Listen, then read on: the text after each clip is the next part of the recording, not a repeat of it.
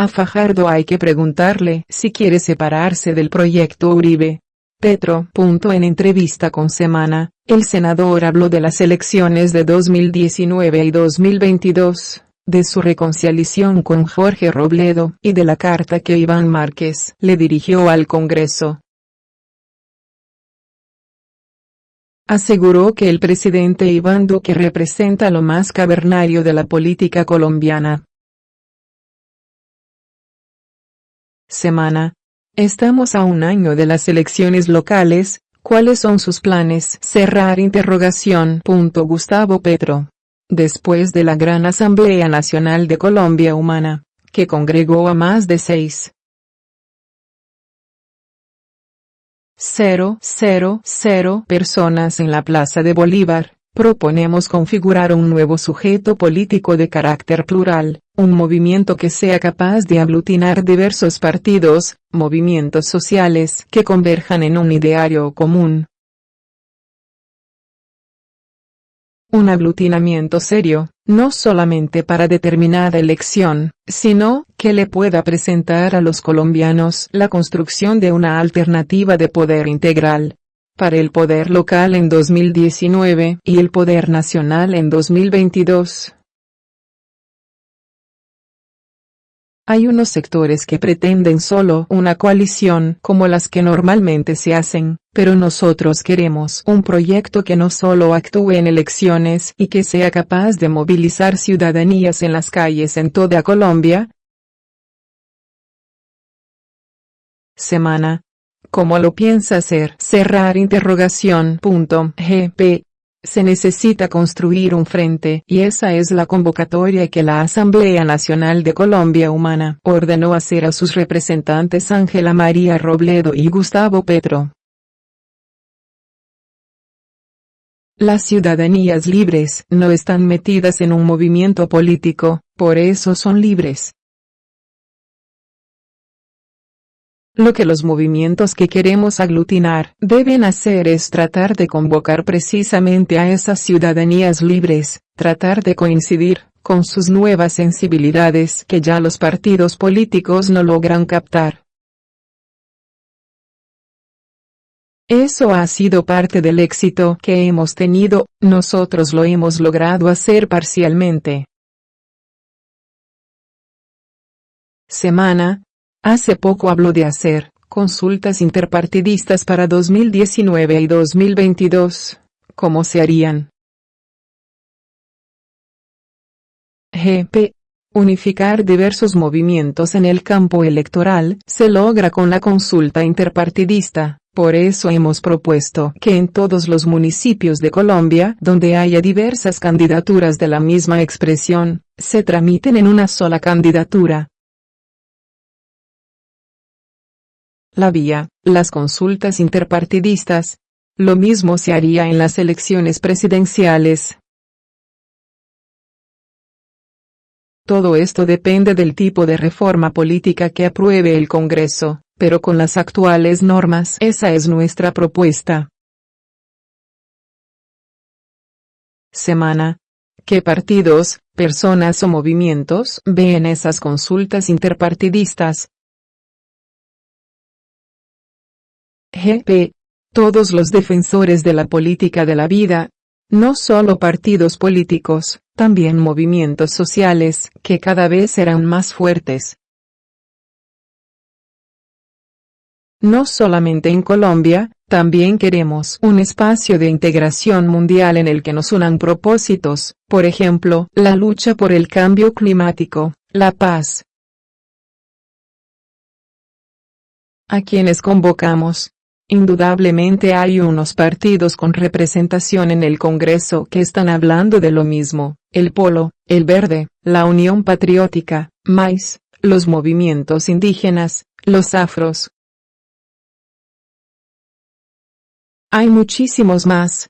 Pienso que las centrales obreras deben discutir participar en un frente, también el movimiento ambientalista, el animalista, el feminista, las juventudes diversas, el campesinado, los que la sociedad y el Estado han excluido, caso de la comunidad LGBTI.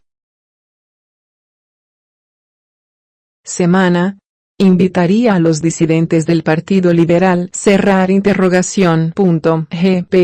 Dentro de lo que llamaríamos partidos tradicionales han surgido disidencias en la campaña electoral, producto en cierta forma de mi candidatura y de la decisión de los jerarcas de su partido de apoyar a Duque, entonces con ellos estamos hablando. Están las disidencias liberales, del partido de la U, Cambio Radical, y del Partido Conservador. Con todos ellos hemos tenido conversaciones y las puertas están abiertas. Semana. Pero por ejemplo, Juan Manuel Galán, hablando del nuevo liberalismo, dijo que él no quería aliarse con usted porque le parecía populista y de extrema izquierda.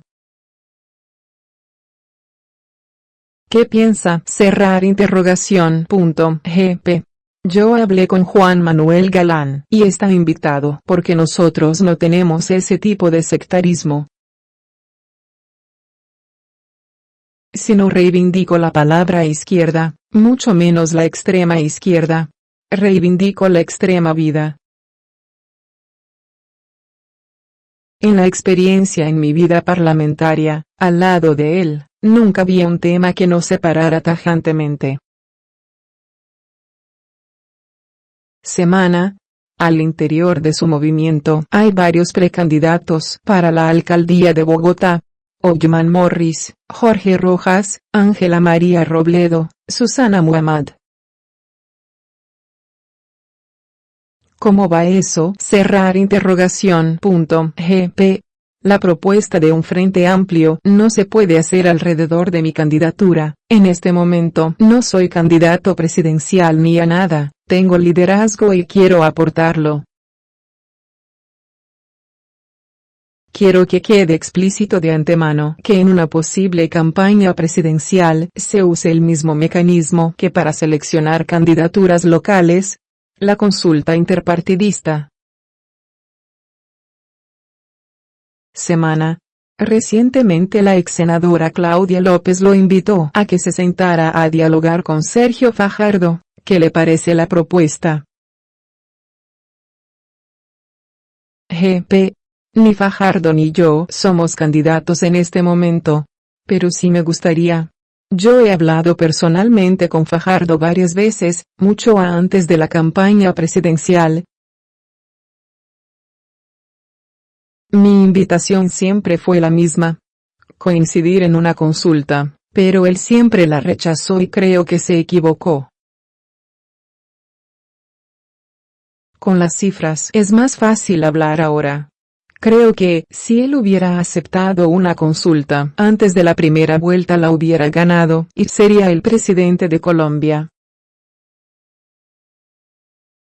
Pero el sectarismo, ese afán que algunos sectores políticos y sociales de Colombia tienen de no juntarse con fuerzas alternativas reales, le hizo perder la presidencia. Eso es lo que hay que aclarar en cualquier conversación.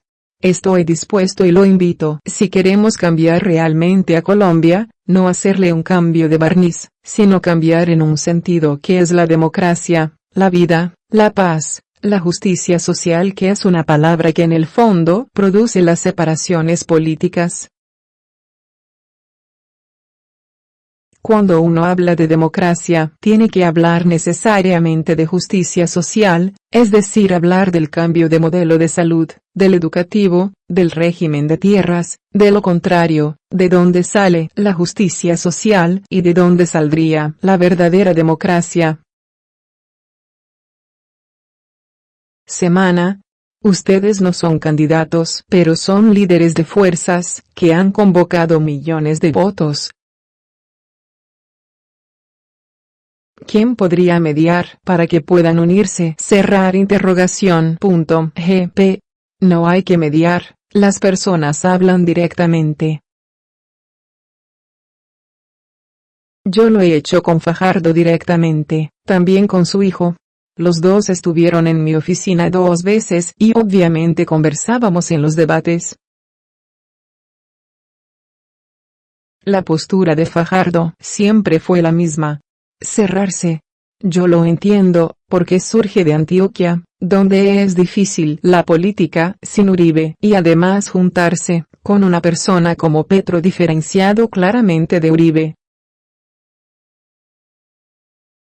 Eso viene rompiéndose porque yo obtuve 500.000 de votos en Antioquia, y la consulta anticorrupción obtuvo 200.000 votos allá. Así que ese unanimismo se acabó, hay una ruptura que empieza a nacer en la sociedad antioqueña. Hay mucho más juego para que surjan fuerzas antioqueñas progresistas, como alguna vez lo fue el general Rafael Uribe, quien nació en el sur de Antioquia. Creo que Fajardo tendría más libertad ahora, pero quiere separarse realmente del proyecto que encarna Uribe. Esa es su decisión. Su jefe programático está en el gobierno de Duque. Su actitud política en la segunda vuelta ayudó a Duque. Es más, yo creo que Duque le debe la presidencia a Fajardo. Eso es lo que hay que hablar. Yo voy por otro camino. Si me toca apoyar otra candidatura presidencial para el año 2022, y no la mía, quisiera que fuera una que realmente nos dé la confianza de una transformación democrática en Colombia, y no un simple cambio, porque para eso hubiera apoyado a Duque, que aparentaba ser de cambio, y obviamente yo sabía que no era así. Duque representa lo más cavernario de la política colombiana. Semana. ¿Le parece que Fajardo sería una opción real de cambio en este momento? GP. Si no aterriza sus ideas, no. Está muy impregnado todavía de ideas que provienen de una mentalidad neoliberal. Semana.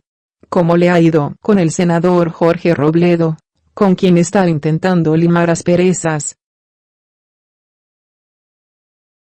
GP. También lo invité a mi casa, y hablamos. Yo quería saldar un poco cierta campaña hirsuta que hay en su contra por su posición del voto en blanco. Eso ya queda en la historia, y es irreparable. Hay circunstancias que nunca se olvidan realmente en la política. ¿Por qué la izquierda no apoyó a Gaitán en 1948? Ya todos los de esa época murieron, pero aún hoy los libros escriben alrededor de ese tipo de circunstancias, de la falta de comprensión de un momento histórico determinado. Eso sirve de experiencia. Ya lo que sucedió la campaña pasada es un gran dato histórico. Por primera vez el progresismo colombiano hubiera podido ganar la presidencia en siglos, entonces eso significa que habrá mucha literatura y estudios analizando el hecho y las conductas que sus protagonistas tuvieron en el momento. Eso no significa que entonces hay que mantener una pelea en términos personales. A mí me parece que el Polo Democrático, que es un partido que yo funde, debe ser un eje fundamental de la confluencia democrática en Colombia. Es el partido que más seriedad y celeridad debería demostrar al lado nuestro, porque este frente democrático sería una manera de construir otra política de paz sin el gobierno, el cual viene destruyendo la paz en Colombia de forma peligrosa. Semana. ¿A qué se refiere con que el gobierno viene destruyendo la paz? GP. La violencia está adquiriendo niveles de barbarie. Yo anuncié en la campaña presidencial que hay un nuevo actor que no es reconocido. Lo dijo al final Santos después de las elecciones, y algunos analistas vienen mencionando el tema. Los carteles mexicanos de la droga, que no son las disidencias de las FARC. Esos carteles están comprando ex policías, ex militares, ex guerrilleros, ex paramilitares, constituyendo organismos armados mucho más bárbaros, porque ya no obedecen a lógicas nacionales ni locales, sino a una estrategia multinacional ajena. Por ejemplo, en el gobierno Santos se planteó el sometimiento a la justicia del Cartel del Golfo. El fiscal se opuso y al final no hubo nada. Y este gobierno de Duque ha silenciado el tema en este mes y medio que lleva de mandato. Semana. Se ha conocido que a integrantes de la Colombia Humana los han venido amenazando. ¿Qué tan grave es la situación? GP. Las amenazas son por miles. Apenas se acabaron las elecciones, un organismo X decidió amenazar a toda la militancia de la Colombia Humana. El movimiento creció tanto que ni siquiera yo sé los nombres de personas que me ayudaron en primera línea en muchas regiones, pero ese organismo sí las conoce y logra llegarles a sus casas con amenazas. Lo que no logramos tener como movimiento, lo tiene ese organismo X. Uno pregunta quién será ese organismo X, sabemos que se llaman Águilas Negras, pero eso no existe. La verdad no creo que sea ninguna disidencia guerrillera, porque ninguna tiene la fortaleza de saber dónde están los militantes de Colombia Humana en todo el país ni sus nombres, los cuales ni Petro sabe. No es el narcotráfico, no es la guerrilla, no es la disidencia, está dentro del Estado. Semana. Está denunciando otro paraestado. Cerrar interrogación. GP. Siempre ha existido. El DAS era una cosa clandestina que terminaba matando gente por montones, como Carlos Pizarro por ejemplo, Luis Carlos Galán, y recientemente todo el tema de chuzadas en el gobierno de Uribe. En la brigada de institutos militares que después la llamaron la Brigada 20, que se acabó, eran aparatos dentro del Estado, haciendo otro tipo de política siniestra. Todos estos tipos de organismos dentro del Estado que terminan al servicio de la delincuencia son mucho más poderosos que los delincuentes que están por fuera del Estado. Semana. Entonces ¿a quién le pueden pedir ustedes protección si no es al Estado? Cerrar interrogación. G. P. A un gobierno capaz, pero no lo tenemos. La salida de la violencia es primero no dejarse dominar de susto, no para paralizarse.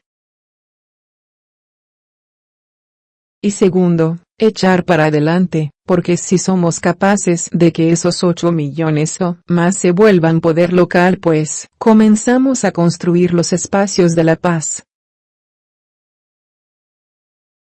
Semana.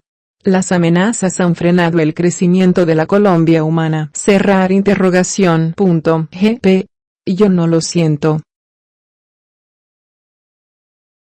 Si pasó de 8 millones a 11 de la consulta, ojo, yo no me estoy apropiando de los votos de la consulta, sino que ahí estaban los 8 millones de la Colombia Humana. Eso se ve con mucha claridad en la votación de la Costa Caribe, porque casi que los votos que hubo allá son exclusivos de la Colombia Humana. Pero en muchas otras regiones creció, ¿y eso qué significa? Más gente, más fuerzas diferentes a nosotros buscando caminos comunes. Si eso se mantiene en el poder local, se pueden abrir espacios de paz muy grandes. Semana. Ya que hablaba del proceso de paz, ¿por qué el presidente Duque no habla ni de proceso de paz ni de posconflicto? GP. La sociedad colombiana debe saber con claridad que el gobierno está matando la paz por la vía colombiana, que no es la de hacerle frente, sino dejarla marchitar. Eso lo saben premeditadamente. Saben que miles de combatientes de las FARC van a retornar a las armas bajo otros actores armados y no políticos. Saben que el proceso del ELN ya se cerró. Quisieran elevar conflictos, saben que el narcotráfico se ha empoderado en Colombia mucho más que antes y que ya no es colombiano, pero no actúan porque en medio de esa situación de violencia es que adquieren los apoyos populares. Semana. ¿Qué piensa de la carta de Iván Márquez y el paisa? GP. Yo le mandé una carta a Iván Márquez antes. No quiero entrar en una discusión de un proceso al cual no fuimos invitados ni por Santos ni por las FARC, pero yo siempre hablé de la paz chiquita y de la paz grande, y que a Santos le había faltado la audacia para hacer la paz grande, que es la que puede impedir el retorno a la guerra, y se quedaron en la paz chiquita. La discusión técnica y jurídica. Pero en la paz grande, la discusión política y el pacto social de cómo la sociedad colombiana logra justicia social, la protagonista no es la guerrilla, es la sociedad. Eso nunca se discutió, yo lo planteé en la campaña electoral como el verdadero camino.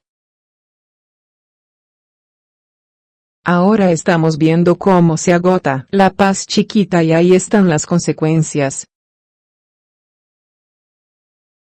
Ese era el tenor de mi carta a Iván Márquez. Es decir, el hecho de que Iván Márquez no corra el riesgo de aceptar las consecuencias de lo que él mismo firmó y no vaya al Congreso, a la JEP, le da la excusa de la extrema derecha de matar combatientes de las FARC, que es lo que viene bajo el título. Y por supuesto, la campaña mediática se ha desatado de que las FARC juegan con armas y sin armas. Es más, ya quisieran que Iván Márquez fuera a la frontera para tener la excusa de la guerra con Venezuela y armar un solo paquete. Eso es lo que está buscando la extrema derecha colombiana que está en el gobierno. No todo el gobierno de Duque es de extrema derecha, porque no caigo en ese error.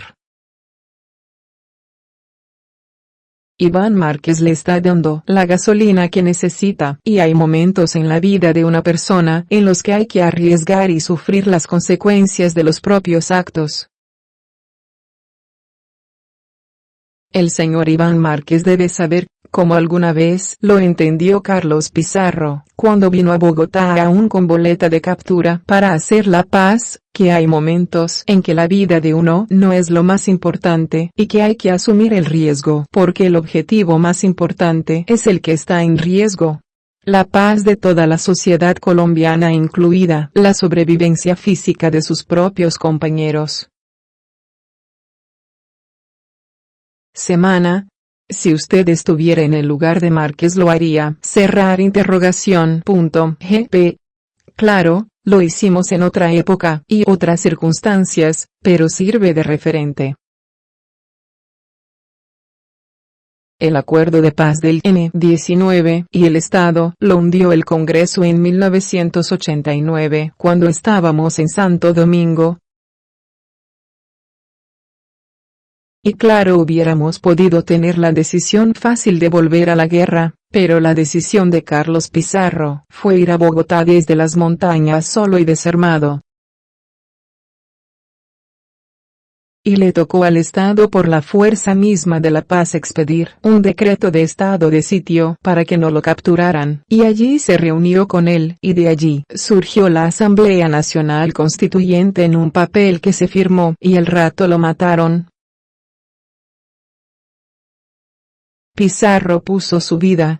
Era el gran comandante de M-19, tenía armas, experiencia y mucha gente detrás, pero él solo lo hizo. Al final lo mataron, pero salvó la paz. Semana. ¿Qué ha pasado con la rectificación de la tutela que ganó Uribe? GP. No he tenido noticias hasta ahora, hice lo que yo supongo era lo que tenía que hacer. Rectificar, que significa llevar a la exactitud las palabras,